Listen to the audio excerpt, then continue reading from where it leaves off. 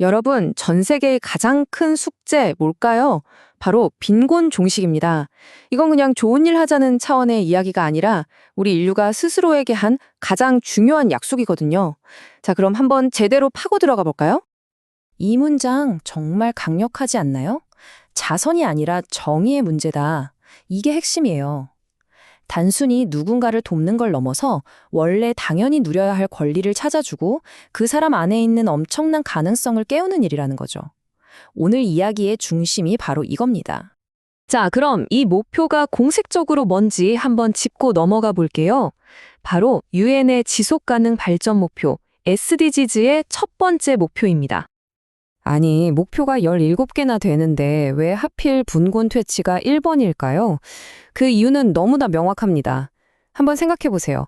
당장 먹고 살 길이 막막한데 교육이 눈에 들어오겠어요? 건강이나 평등 같은 다른 중요한 가치들도 마찬가지죠. 그러니까 이 빈곤 문제가 해결돼야 다른 모든 발전도 가능하다는 가장 기본 중의 기본인 셈입니다.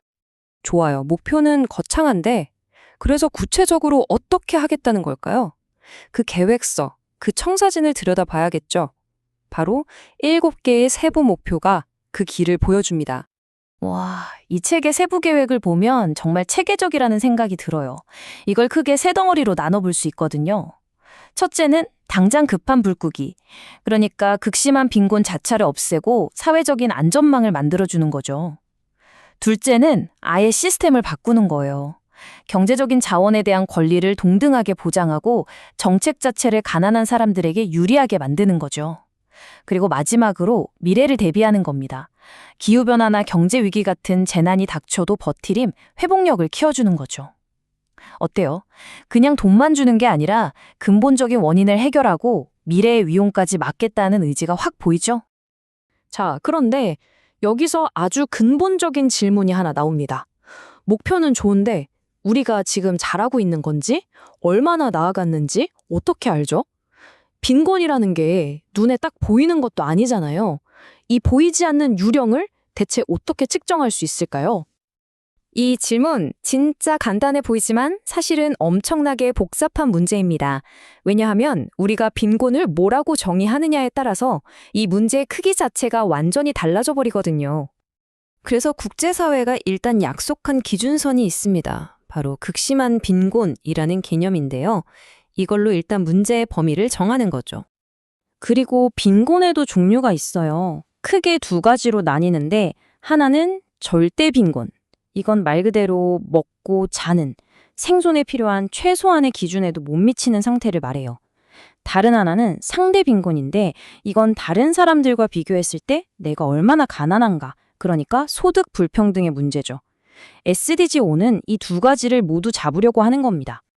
그래서 국제사회가 사용하는 절대 빈곤선, 그러니까 극심한 빈곤의 기준이 되는 숫자가 바로 이겁니다. 하루 1.90달러.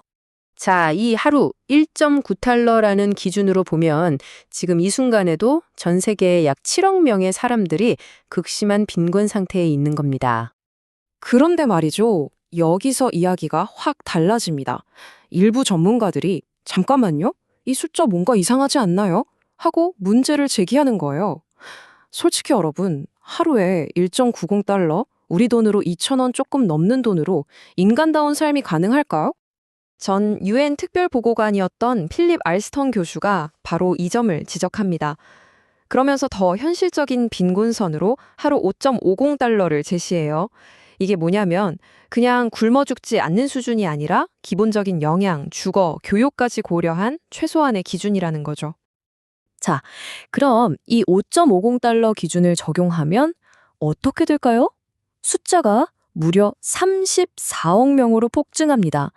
2015년 기준으로 보면 전 세계 인구의 거의 절반이에요. 이건 정말 충격적인 숫자죠.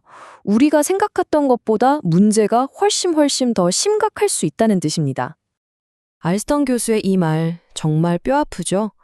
지금의 빈곤선이 오히려 우린 잘하고 있어 라는 착각을 만들어서 문제의 심각성을 가리고 있다는 아주 강력한 경고입니다. 이렇게 기준선을 두고 논쟁하는 와중에도 안타깝게도 세상은 더 나빠졌습니다. 최근 몇 년간 인류는 수십 년간 쌓아온 노력을 한순간에 물거품으로 만들며 크게 뒷걸음질 쳤습니다. 이 그래프를 좀 보세요. 1990년에 36%에 달했던 빈곤율이 2015년에는 10%까지 떨어졌어요. 정말 기적 같은 일이었죠. 인류 역사상 가장 성공적인 시기였습니다. 그런데 2020년 팬데믹이 터지면서 모든 게 바뀌어버렸습니다. 단 1년 만에 1억 2천만 명이 다시 극심한 빈곤으로 떨어졌습니다. 수많은 사람들이 힘들게 쌓아 올린 희망이 팬데믹이라는 거대한 파도에 그냥 휩쓸려가 버린 거예요. 이건 우리에게 빈곤 퇴치의 성과가 얼마나 쉽게 무너질 수 있는지를 보여주는 정말 뼈아픈 교훈입니다. 그렇다면 이 절망적인 상황에서 우리는 뭘 해야 할까요? 문제는 이렇게 복잡한데 해결책도 당연히 단순히 돈을 나눠주는 것 그 이상이어야겠죠. 결국 답은 다시 처음으로 돌아갑니다. 바로 SDG 1의 세부 목표들이죠. 핵심은 딱 3가지예요. 첫째, 튼튼한 사회 안전망 만들기. 둘째, 모두에게 공정한 기회를 주기. 그리고 셋째, 어떤 위기가 와도 버틸 수 있는 맷집, 즉 회복력을 키우는 것. 이게 바로 일시적인 처방이 아니라 지속 가능한 해결책의 핵심입니다. 여기서 아주 좋은 사례가 바로 적정 기술이라는 개념이에요.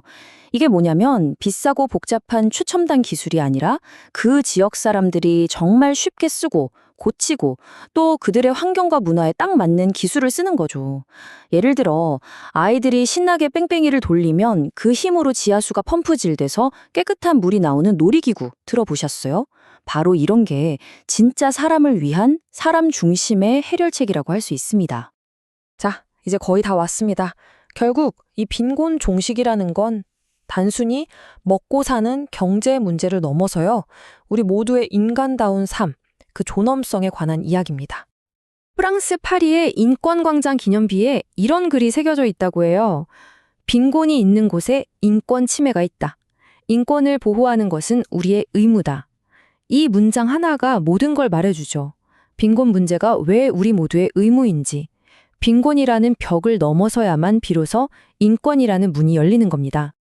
결국 빈곤 종식은 단순히 문제를 없애는 걸 넘어서 인류 전체의 잠재력을 폭발시키는 열쇠가 될 겁니다. 어쩌면 우리 시대에 주어진 가장 큰 숙제이면서 동시에 가장 위대한 기회일지도 모르죠. 자, 그렇다면 마지막 질문은 이것입니다. 단 한 사람도 뒤처지지 않게 하기 위해 우리, 그리고 당신은 무엇을 해야 할까요?